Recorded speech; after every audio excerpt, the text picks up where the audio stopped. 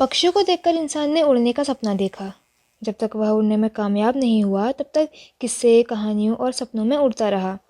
875 ईस्वी में स्पेन के कार्डोबा में रहने वाले मुस्लिम विद्वान अब्बास इब्न फिरनास ने पक्षियों की उड़ान को समझने का पहली बार गंभीर प्रयास किया। अपने अध्ययन के आधार पर उन्होंने लकड़ी के फ्रेम से पंख डिजाइन किए और उन्हें पहनकर स्थानीय मस्जिद की छत से छलांग लगा दी। फिरनास हालांकि मरे नहीं, लेकिन इस प्रयास में बुरी तरह घायल हो गए। इस घटना के लगभग 100 साल बाद तुर्की विद्वान अल जवाहिरी ने अरब के निसाबर शहर में वहाँ की मस्जिद की मीनार से उड़ान भरने के लिए छलांग लगाई। जवाहिरी ने भी उड़ने के लिए लकड़ी के पंख बनाए थे। उड़ने से पहले उन्होंने उन्होंने वहाँ इकट्ठा हजारों लोगों की भीड़ को संबोधित करते हुए कहा, ऐ लोगों, आज तक किसी ने ऐसा कारनामा नहीं किया। आज मैं आपकी आंखों के सामने उड़कर दिखाऊंगा। आसमान में उड़ना धरती की सबसे अनोखी चीज़ है और मैं आज यहाँ करके दिखाऊंगा। दुर्भाग्यवश अल जवाहिरी का प्रयोग कामयाब न हो सका और नीचे गिरते ही उनकी मौत हो गई। उड़ने के ये शुरुआती इंसानी प्रयास थे। इन असफलताओं के बावजूद उड़ने का प्रयास करने वालों के हौसले पस्त नहीं हुए। इसके अलावा कविताओं, किस्सों और कहानियों में लोगों ने उड़ने के सपने देखना जारी रखा। 17वीं शताब्दी में लियोनार्डो दा विंची नाम के एक महान चित्रकार पैदा हुए। वह न केवल अपनी चित्रकारिता के लिए जाने जाते थे, बल्कि इंजीनियरिंग, विज्ञान और गणित में भी उनकी ज़बरदस्त पैठ थी। दा विंची ने सबसे पहले उड़ने वाली संभावित मशीन का रेखाचित्र बनाया। इन चित्रों का असर ऐसा हुआ कि लोग उड़ने के सपने के साकार होने की उम्मीदें करने लगे। उड़ने वाली मशीन बनाने की कोशिशें फिर से शुरू हो गई। गणित और इंजीनियरिंग में महारत हासिल होने से दा विंची के चित्र एकदम असली जैसे लगते थे। दा विंची ने सिर्फ चित्र बनाए, मगर खुद मशीन बनाकर उड़ने का प्रयास नहीं किया। दा विंची के चित्रों से प्रेरणा लेकर तुर्की के हजरफन अहमद सलेबी ने चील की परवाज को गौर से देखना शुरू किया। सलेबी ने अपने उड़न खटोले के साथ 8 बार असफल प्रयोग किए। 9वीं बार 1638 में उसने इस्तांबुल के नज़दीक गाल्ता टावर से उड़ान भरी और अपने उड़न खटोले को बोस्फोरस जल डमरू मध्य का पार उतारने में कामयाब हो गया। इस कारनामे के लिए सलेबी को 1000 अशरफियाँ बतौर इनाम दी गई। इधर शरीर को उड़ाने के प्रयास दूसरी जगह भी हुए। पेरिस के डी बेल्यूविल ने 1742 ईस्वी में सीर नदी के आर पार उड़ान भरने का निश्चय किया। उसका घर नदी के किनारे था और उसे उम्मीद थी कि पंखों के सहारे उड़कर वह नदी को पार करने में कामयाब रहेगा। उसे करीब 250 मीटर की लंबाई पार करनी थी। बेल्यूविल ने उड़ान भरने के लिए 4 पंखों का इस्तेमाल किया। उसे भरोसा था कि 2 पंख हाथ में और 2 पैरों में बांधकर वह हवा को काटते हुए आसानी से उड़ सकेगा।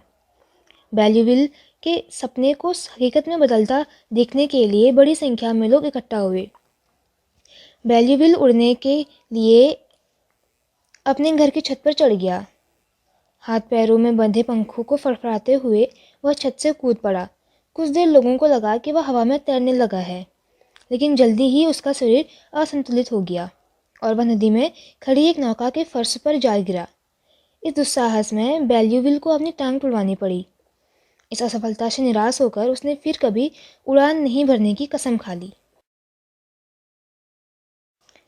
कीट पतंगों और पक्षियों को उड़ते देख आपको अच्छा तो लगता होगा, मगर क्या आपने कभी सोचा कि यह हुनर इन्हें किसने सिखाया होगा? कितनी हैरत अंगेज बात है कि धरती पर चलने वाले कुछ जानवरों के शरीर में ऐसे बदलाव आए कि वे उड़ने लगे। करीब 15 करोड़ साल पहले धरती में जब डायनासोर घुमा करते थे, तब कुछ जीवों ने उड़ने की कोशिश की। धीरे धीरे उनके शरीर में बदलाव होते गए। अगले कुछ करोड़ वर्षों में उनके पंख निकल आए और वे बाकायदा उड़ने लगे। डायनासोर काल में रेंगने वाले जैसे छिपकली और पेड़ों में रहने वाले कुछ जंतुओं को पक्षियों का पूर्वज माना जाता है। बड़े जानवर भोजन के खातिर छोटे जानवरों को शिकार बनाते थे। अपनी जान को बचाने के लिए रेंगने वाले जीवों ने दौड़ने के हुनर में महारत हासिल की। अगर वे ऐसा नहीं कर पाते तो शायद जिंदा नहीं बच पाते। कभी कभी ये जीव तेज दौड़ने के लिए शरीर के अगले हिस्से को हवा में उठा लेते थे। ऐसा करने से उनकी रफ्तार बहुत तेज हो जाती थी। लगातार शरीर को आगे से उठाए रखने से इनके अगले पैर धीरे धीरे पंखों में बदल गए। इसी तरह पेड़ों पर रहने वाले कुछ जीव अगले पैरों से टहनियों पर झूलते और हवा में छलांग लगाते थे। धीरे धीरे इन जानवरों के अगले पैरों का विकास भी पंखों के रूप में हुआ। उड़ने वाले जंतुओं को ही हम पक्षी कहते हैं। हवा में उड़ने के कारण ये धरती में चलने वाले बड़े जानवरों से अपनी रक्षा करने में कामयाब हुए। इसके अलावा हवाई उड़ान ने इन्हें लंबी दूरी कम समय में पूरा कर लेने लायक बनाया और इनके लिए अपना भोजन ढूंढना भी आसान हो गया। जान बचाने के लिए ज़मीन छोड़ हवा की राह पकड़ने वाले जानवर जानते हैं कि हवा में ज़्यादा तेज चला जा सकता है। जब कभी जल्दी पहुंचना हो तो हम भी हवाई मार्ग पकड़ते हैं।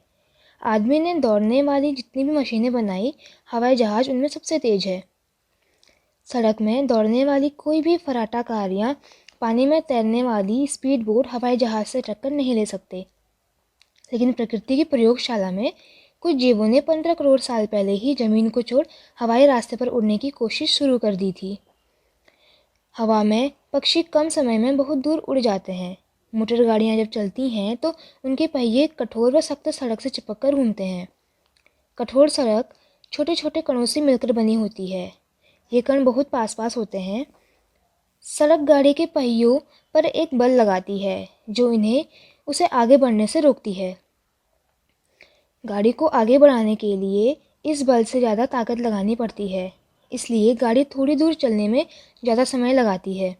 हालांकि हवा भी छोटे छोटे कणों से मिलकर बनी है, लेकिन ये कण बहुत दूर दूर होते हैं, जिस कारण हवा में उड़ने वालों को सड़क की तुलना में कम प्रतिरोध का सामना करना पड़ता है। इसलिए हवा में ज़मीनी रास्ते से बनिस्बत आगे बढ़ने में कम ताकत और कम समय लगता है। उड़ान के तमाम फ़ायदों के बावजूद हर चीज़ हवा में उड़ नहीं सकती। पक्षियों की शारीरिक बनावट और आकार ने उन्हें उड़ने के काबिल बनाया। पक्षियों की हड्डियाँ खोखली होती हैं जो एक दूसरे को आड़े तिरछे ढंग से जकड़े रखती हैं। उड़ान के लिए सबसे काम की चीज़ है उनका कंकाल और मांसपेशियों पर चिकने पंखों का एक के ऊपर एक गुथे रहना। पक्षियों में हड्डियों का ढांचा करोड़ों वर्षों से विकासक्रम की प्रक्रिया का परिणाम है। पक्षियों में हड्डियों की बनावट आदमी की भुजा, कलाई और अंगुलियों के समान होती है। मनुष्य की हथेली में 27 हड्डियाँ होती हैं और इन सब हड्डियों को एक दूसरे से बांधे रहने वाले कई जोड़ होते हैं। हथेली में दूसरे अंगों की तुलना में अधिक हड्डियाँ और जोड़ होने से यह अधिक लचीली हो जाती है और कई तरह से मुड़ सकती है। ठीक इसी तरह पक्षियों के पंख में बहुत सारी हड्डियाँ होती हैं। पंखों और बहुत सारी हड्डियों की वजह से शरीर काफ़ी लचीला हो जाता है।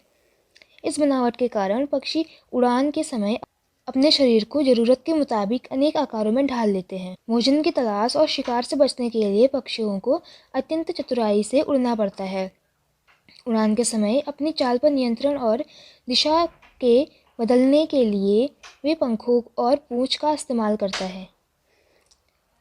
ध्यान से देखने पर पता लगा सकते हैं कि बाएं और दाएं मुड़ने के लिए पक्षी किस प्रकार अपनी पूंछ का इस्तेमाल करते हैं। विभिन्न पक्षियों के उड़ने के तरीकों में भी काफ़ी भिन्नता होती है। जैसे विशालकाय गिद्ध हवा में शानदार ढंग से तैरते हैं, लेकिन वे बिना दौड़े उड़ नहीं सकते। इसी तरह गौरैया हवा में फड़फड़ाते हुए उड़ती है। जब आर्कटिक में ठंड बहुत बढ़ जाती है तो कुछ पक्षी 20,000 किलोमीटर की उड़ान भरकर गर्म देशों तक सफ़र करते हैं। इतनी लंबी उड़ान के लिए इन पक्षियों को लगातार कई दिनों तक उड़ना पड़ता है। इस काम के लिए खास तौर पर बने इनके बड़े पंख बेहद मददगार साबित होते हैं। प्रत्येक जाति के पक्षी के शरीर की बनावट और पंखों का आकार दूसरी जाति से अलग होता है। यही वजह है कि कोई भी दो जातियों के पक्षी एक तरह से उड़ान नहीं भरते हैं। आज मनुष्य ने विज्ञान की मदद से हवा में उड़ने वाली मशीनें बना ली हैं, लेकिन इंसानी मशीनों में वह खूबी और सटीकता कहाँ जो पक्षियों में पाई जाती है। उड़ने के लिए आदमी ने शुरू में अपनी जान जोखिम में डाली, लेकिन सफलता नहीं मिली। उड़ने को हकीकत में बदलने के लिए वैज्ञानिक तरीके से सोचने पर कुछ संभावनाएं नज़र आने लगी। 1773 में इंग्लैंड में जॉर्ज कैली नाम के एक इंजीनियर पैदा हुए। उन्होंने जान लिया कि पक्षियों की सिर्फ नकल से उड़ना संभव नहीं, उड़ने का जरूरी कोई सिद्धांत है जिस वजह से पक्षी उड़ पाते हैं। इसलिए खुद उड़ान भरने का प्रयास करने के बजाय कैली ने अपना पूरा ध्यान और ऊर्जा उड़ने का राज जानने में लगा दी। उड़ान के सिद्धांत को समझने के लिए कैली कई सालों तक पक्षियों को ध्यान से देखता रहा। वह रोजाना घंटों तक पक्षियों के घोंसलों के पास बैठा रहता था और उन्हें उड़ान भरते हुए देखता। इस कोशिश से उड़ान के रहस्य के फैले बादल छंटने लगे। कैली ने बताया कि पक्षियों के पंख चपटे नहीं, घुमावदार यानी कर्व होते हैं। इस आकार के कारण पक्षियों को उड़ने में छलांग मिलता है। कैली ने देखा कि जब किसी भी वक्रीय आकार की चीज को हवा में एक निश्चित झुकाव में फेंका जाए तो उसे खुद ही उछाल मिलता है। हालांकि वह मिलने वाला इस उछाल का कारण नहीं जान पाया। जॉर्ज कैली ने वक्रीय आकार के पंख वाले छोटे हवाई जहाज यानी ग्लाइडर बनाकर अनेक प्रयोग किए। इनकी बनावट काफ़ी कुछ आज के हवाई जहाज़ों से मिलती थी।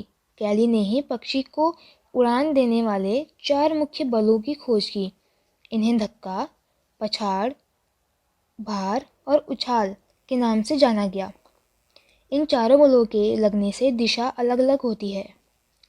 थ्रस्ट की सहायता से पक्षी आगे की ओर बढ़ते हैं। पक्षी की आगे गति करने से हवा पीछे की ओर धकेली जाती है। पीछे की ओर लगने वाले इस बल को ड्रैग कहते हैं। धक्का और पछाड़ बलों की दिशा एक दूसरे से उल्टी होने के कारण उछाल पैदा होता है। लेकिन उछाल पैदा करने के लिए पंख की एक विशेष बनावट भी अहम भूमिका निभाती है। यह उछाल पक्षी के वजन के एकदम उल्टी दिशा में काम करता है। इन बलों की खोज कर कैली ने उड़ान के सबसे पहले नियम दिए। इसी जानकारी से उसने उड़ने वाले कई छोटे छोटे मॉडल बनाए जिन्हें हम ग्लाइडर कहते हैं। इन्हें सफलतापूर्वक उड़ाकर उसे सिद्ध किया कि उड़ने के ये नियम सही हैं। कैली को अब भरोसा हो गया था कि वह बड़े ग्लाइडर भी बना सकता है। सन 1853 में जॉर्ज कैली ने एक बड़े आकार का ग्लाइडर बनाया। पिछले कई अनुभवों के आधार पर उसने ग्लाइडर में काफ़ी बदलाव किए। ग्लाइडर को हवा में संतुलित रखने के लिए कैली ने इसके पीछे के हिस्से को मछली के पूंछ जैसा बनाया था। अपनी खास बनावट की वजह से ग्लाइडर सफलतापूर्वक उड़ सका। यह दुनिया का पहला ग्लाइडर था जिसमें बैठकर आदमी उड़ा। इसमें इंजन नहीं लगा था। नियम के अनुसार धक्का बल पैदा करने के लिए इसे रस्सी से खींचा गया। इसी वजह से इसे हवाई जहाज़ नहीं माना गया। आजकल भी आपने ग्लाइडर देखे होंगे जिन्हें ऊंची जगह से 1 या 2 आदमी अपने शरीर में फिट करके उड़ान भरते हैं। कैली ग्लाइडर बनाकर चुपचाप बैठने वालों में से नहीं था। वह ऐसी पंख वाली मशीन बनाना चाहता था जिसे बिना रस्सियों से खींचे धक्का मिलता रहे, क्योंकि ग्लाइडर को ज़्यादा देर तक उड़ाने के लिए रस्सी से खींचकर काम नहीं चलाया जा सकता था। ऐसी मशीन के लिए एक इंजन की ज़रूरत थी, लेकिन उस समय तक भारी भरकम इंजनों का ही आविष्कार हुआ था। अगर कैली भाप के इंजन ग्लाइडर में लगा भी लेता तो उसे पता था कि इसके भार के कारण ग्लाइडर उड़ नहीं सकेगा। कैली को आगे का रास्ता सूझ नहीं रहा था कि वह कैसे इंजन की मदद से लंबी दूरी की उड़ान भरने वाला हवाई जहाज़ बना दे। कैली ने आने वाली पीढ़ियों के लिए अपने सभी अनुभवों और जानकारियों को एक पुस्तक में समेट डाला। उसे भरोसा था कि इस पुस्तक को पढ़कर आगामी पीढ़ियां उसके अधूरे काम को पूरा कर पाएंगी। उसकी किताब ने नए लोगों में उड़ान का सपना साकार करने के लिए जोश व रुचि पैदा की। इंजन वाले हवाई जहाज़ का कैली का अधूरा काम हैंसन और स्ट्रिंगफेलो नाम के 2 इंजीनियरों ने पूरा किया। हैंसन और स्ट्रिंगफेलो शुरुआत में अलग अलग काम करते थे। सन 1884 में दोनों ने मिलकर काम करना शुरू किया। उनका पहला इंजन वाला हवाई जहाज़ उड़ नहीं पाया। उन्होंने इस समस्या का हल खोजना शुरू किया। तब तक कम वजन के शक्तिशाली पेट्रोल इंजन का आविष्कार नहीं हो पाया था। हवाई जहाज़ में कम ताकत का भारी भाप इंजन लगाना उनकी मजबूरी थी। इसलिए हवाई जहाज़ को उड़ाने के लिए ज़्यादा ताकत की ज़रूरत पड़ रही थी, यानी उन्हें कम से कम भार के ज़्यादा शक्तिशाली इंजन की दरकार थी। इन 2 चुनौतियों का हल खोजने के लिए हैंसन और स्ट्रिंगफेलो को बहुत मशक्क़त करनी पड़ी। कपड़े और लकड़ी का ढांचा बनाकर उन्होंने इसका भार घटाने का प्रयास किया। मगर हवाई जहाज़ को उड़ने के लिए इंजन में अधिक ताकत कैसे पैदा की जाए? हवाई जहाज़ के पंख को पक्षियों जैसा बना पाना संभव नहीं हो पा रहा था। हवाई जहाज़ अगर पंख फड़फड़ाते हुए उड़ता तो भार की वजह से उड़ने के लिए बहुत ज़्यादा ताकत लगानी पड़ती और वजन अधिक होने से गिरने का खतरा बढ़ जाता। इस समस्या से निजात पाने के लिए हैंसन और स्टिंगफेलो की कड़ी मेहनत की और और एक नई चीज़ का आविष्कार किया। इसे प्रोपेलर नाम दिया गया, जो इंजन से चलने वाला पंख था। इसकी खास बनावट की वजह से गोल गोल घूमकर हवा को पीछे धकेलता था। घूमता हुआ प्रोपेलर किसी स्क्रू की तरह काम करता था। जिस प्रकार स्क्रू लकड़ी के तख्तों में घुसने पर भीतर के बुरादे को बाहर धकेलती है, ठीक उसी तरह घूमता हुआ प्रोपेलर हवा को पीछे की ओर धकेलता और हवाई जहाज को आगे की ओर बढ़ाने लगता था। यही वह धक्का यानी थ्रस्ट है जो उड़ान के लिए जरूरी 4 बलों में से एक है। हैंसन और स्टिंगफेलो ने प्रोपेलर लगे हवाई जहाज को छोटे मॉडल बनाकर देखे। हर बार वे असफल रहे। उड़ान के लिए मॉडल बनाने में बहुत पैसे की ज़रूरत पड़ रही थी। इसमें हैंसन का पैसा लगा हुआ था। असफलताओं और पैसों की बर्बादी से निराश हैंसन 1847 में इंग्लैंड छोड़कर अमेरिका में बस गया। ठीक इसी वक्त कई अन्य लोग भी हवाई जहाज़ बनाने में जुटे हुए थे।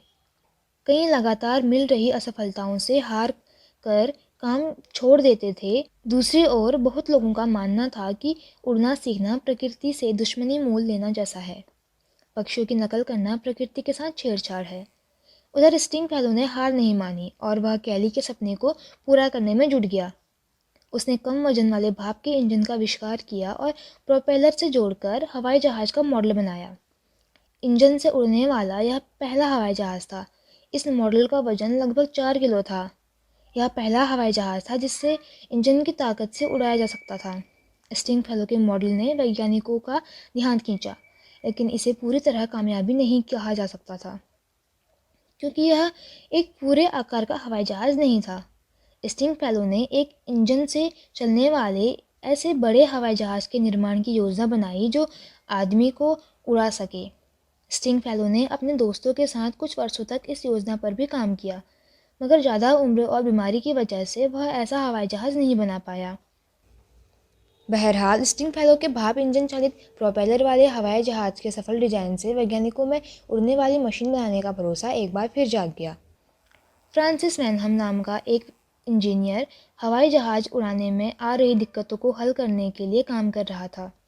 स्टिंगफेलो के छोटे इंजन वाले मॉडल की सफलता में फ्रांसिस वैनहम का बड़ा योगदान था।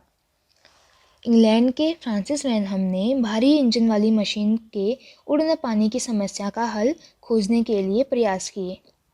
उसने इंजन से उड़ने वाली हवाई जहाज़ के कई चित्र बनाए। उसके एक चित्र की मदद से स्टिंगफेलो के मॉडल ने सफल उड़ान भरी थी। वैनहम की तीक्ष्ण बुद्धि ने उड़ान के कई सटीक सिद्धांतों को दुनिया के सामने रखा। वैनहम ने ही सबसे पहले हवाई टनल का आविष्कार किया था। इस टनल में हवाई जहाज़ के लिए अच्छे पंख बनाने का प्रयोग किया जाता था। यही हवा के दाब और गति के कई प्रयोग किए गए। उसने हवा के अलग अलग बहाव में अच्छे पंख बनाने के प्रयोग किए। इन प्रयोगों से बेहतर पंख बनाने का रास्ता साफ हुआ। वैनहम की यह मेहनत भविष्य में हवाई जहाज़ के बेहतर पंख बनाने में बड़े काम आए। हवाई जहाज़ में ज़्यादा उछाल यानी लिफ्ट के लिए अनेक पंख लगाने के वैनहम के सुझाव पर होरेशियो फिलिप्स ने 50 पंखों का हवाई जहाज़ बनाकर प्रयोग किए। फिलिप्स ने हवाई टनल में उड़ने के लिए एकदम ठीक पंख बनाने के लिए भी कई प्रयोग किए। इन प्रयोगों से फिलिप्स ने ज़्यादा उछाल के लिए एकदम सटीक पंख का आकार खोज लिया। उसने पाया कि पंख के शुरुआती हिस्से और अंतिम हिस्से का कोण 15 अंश होने पर सबसे ज़्यादा उछाल मिलता है। इसे फिलिप्स ने एंगल ऑफ अटैक मतलब ज़्यादा उछाल देने वाला कोण कहा। पंख की इस खास बनावट से हवाई जहाज़ को अधिक उछाल मिलता है। इसका कारण साफ था, क्योंकि पंखों के ऊपरी हिस्से पर हवा निचले हिस्से की तुलना में ज़्यादा तेज़ी से बहने लगती है। ऊपरी हिस्से पर हवा के कम दबाव के कारण निचले हिस्से से ऊपर की दिशा में धक्का लगने लगता है, जिससे हवाई जहाज़ को ज़्यादा उछाल मिलने लगता है। काफ़ी समय पहले बर्नौली नाम के वैज्ञानिक ने इस सिद्धांत की खोज की थी। इस सिद्धांत को बर्नौली का सिद्धांत भी कहते हैं। होरेशियो फिलिप्स ने इसी खोज को आधार बनाकर 50 पंखों वाला हवाई जहाज़ बनाया। इससे हवाई जहाज़ को उछाल या लिफ्ट हासिल करने में कामयाबी मिली।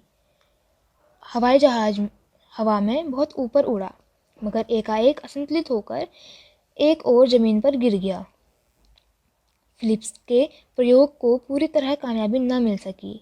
उसकी कोशिशों से हवाई जहाज़ हवा में एक ऊंचाई पर पहुंच तो रहा था, लेकिन कुछ देर बाद असंतुलित होकर गिर जा रहा था। इसके बाद अमेरिका के सर हैरम मैक्सिम ने हवाई जहाज़ को संतुलित रखने की तरकीब पर काम किया।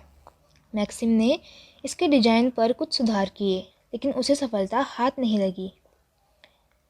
अब तक अनेक वैज्ञानिकों के प्रयास के परिणाम स्वरूप पंखों की बनावट से हवाई जहाज को उछाल तो मिल रहा था, मगर कुछ ऊंचाई तक उड़कर यह असंतुलित होकर नीचे गिर रहा था। यह बिल्कुल वैसी ही समस्या थी जैसे हमें शुरू में साइकिल चलाने में आती है। हम इसे चला तो लेते हैं, मगर नियंत्रित नहीं कर पाते। कुछ दूर जाकर साइकिल फिर गिर जाती है।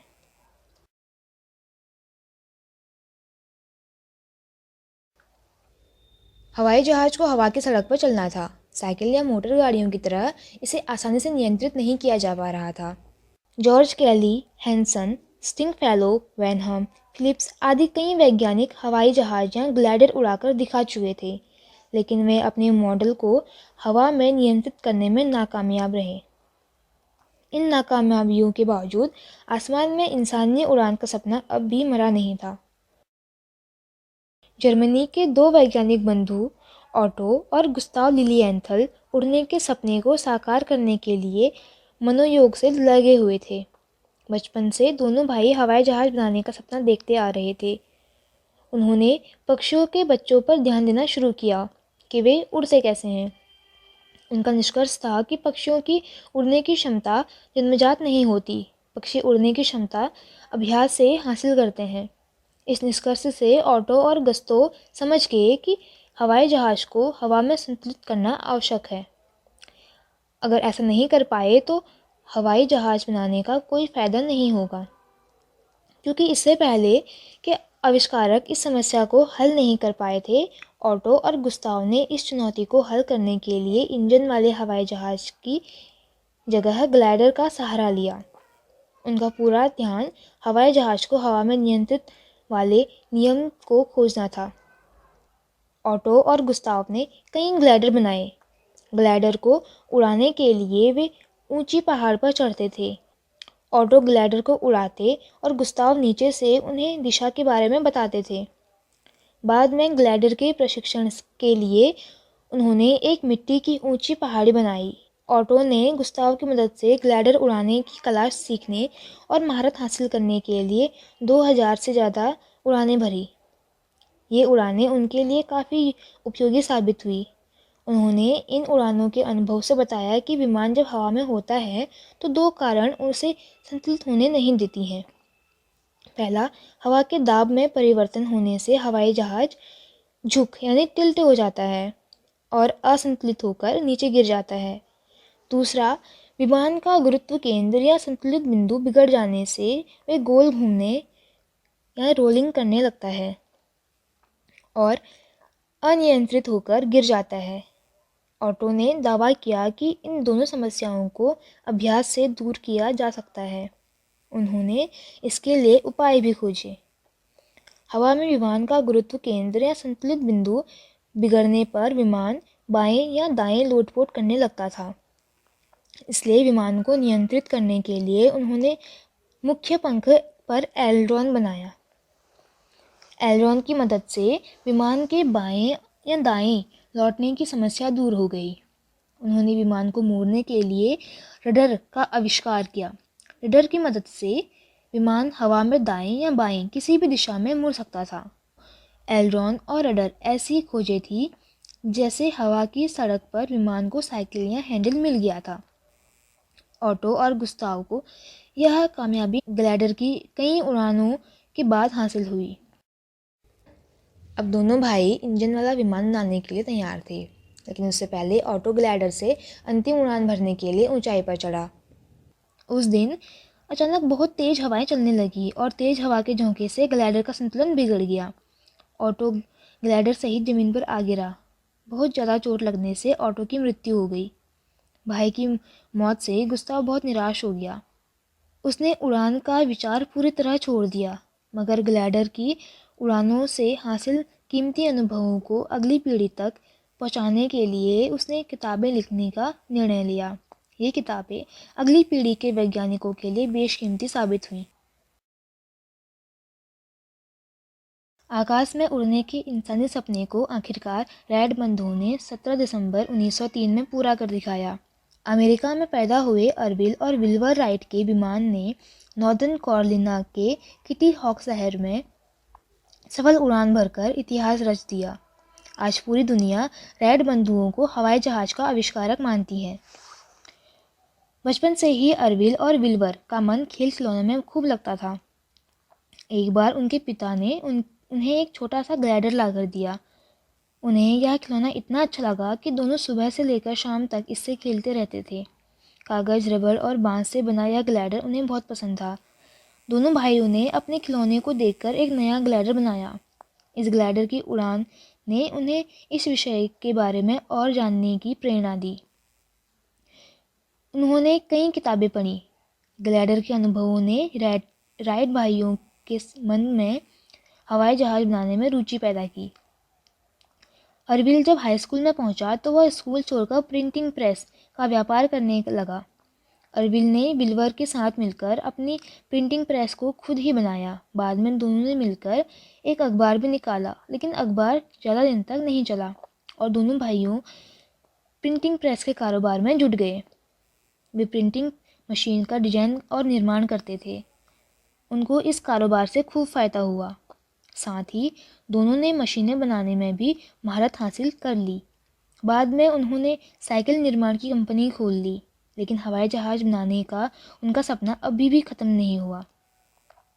उन्होंने उड़ान के बारे में उपलब्ध सारी किताबें पढ़ डाली। दोनों भाई अपने कारोबार से पैसा कमाकर ग्लाइडर और हवाई जहाज़ बनाते और उड़ान का अभ्यास करते थे। हवाई जहाज़ बनाने के लिए राइट भाइयों ने भी ऑटो और गुस्ताव की तरह ग्लाइडर से शुरुआत की। उनका ग्लाइडर ऑटो और गुस्ताव के ग्लाइडर से काफ़ी मेल खाता था। इसमें उन्होंने एक सुधार किया। ग्लाइडर के झुकाव और चढ़ाव के लिए इसमें एलिवेटर बनाया था। इस नए डिजाइन से दोनों भाइयों ने खूब अभ्यास किया। उड़ान में कुछ समस्या आती तो दोनों भाई अपनी प्रयोगशाला में इसे सुधारते थे। ग्लाइडर की उड़ान में पूरे तरीके से कामयाब होने के बाद उन्होंने इंजन से उड़ने वाले हवाई जहाज़ बनाने का फैसला किया।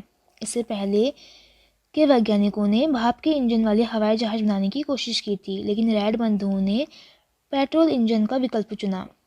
अब तक पेट्रोल के इंजन का आविष्कार हो चुका था। राइट बंधुओं ने हल्के पेट्रोल इंजन का निर्माण किया और अंततः उनका हवाई जहाज़ बनकर तैयार हो गया। इस काम में उनकी बहन कैथरीन ने उनकी भरपूर मदद की। वह पूरी ज़िंदगी अपने भाइयों की सफलता के लिए काम करती रही। उनके हवाई जहाज़ के डिज़ाइन में काफ़ी मदद की थी। जब दोनों भाई प्रयोगशाला में काम कर रहे होते तो उनके कारोबार को उनकी बहन कैथरीन ही संभालती थी। काफ़ी मेहनत के बाद राइट बंधुओं ने हवाई जहाज़ तैयार कर लिया था। पूरी दुनिया राइट बंधुओं के विमान को उड़ता देखने के लिए बेहद बेताब थी। राइट बंधुओं ने जब हवाई जहाज़ को रेल की पटरी पर रखा और रस्सियों से खींचकर उसे उड़ने के लिए ताकत दी तो जहाज़ बहुत थोड़ी ऊंचाई तक उड़ सका और नीचे बैठ गया। विमान इतनी उछाल पैदा नहीं कर पाया कि उड़ सके। लोगों ने राइट बंधुओं को खूब कोसा, अखबारों में उन्हें झूठा बताकर खबरें छापी, लेकिन अर्विल और विल्वर ने इस असफलता से हार नहीं मानी। किसी को बताए बिना वे चुपचाप हवाई जहाज़ की कमियों को दुरुस्त करने में जुट गए। आखिरकार वे सफल हुए और पूरी दुनिया के सामने हवाई जहाज़ उड़ाकर उन्होंने लोगों को चकित कर दिया। इंसान का उड़ने का सपना आखिरकार पूरा हुआ। इस सफलता के बाद राइट बंधुओं ने हवाई जहाज़ निर्माण में भी महारत हासिल कर ली। उन्होंने बड़े हवाई जहाज़ बनाए। हजारों साल बाद भी यह पहली बार हुआ था कि आदमी ठीक से उड़ना सीख गया। इस सपने को पूरा करने के लिए कई लोगों ने अपनी जान गंवाई और बहुत लोगों ने तो पूरा जीवन एक सफल हवाई जहाज़ बनाने में चुका दिया। प्रत्येक छोटी छोटी सफलता से उड़ान के बारे में कुछ ना कुछ सीख मिली। इस अनमोल ज्ञान के सहारे और कुछ नया करने की इच्छा ने राइट बंधुओं के हवाई जहाज़ के आविष्कार के जज्बे को कामयाबी दिलाई।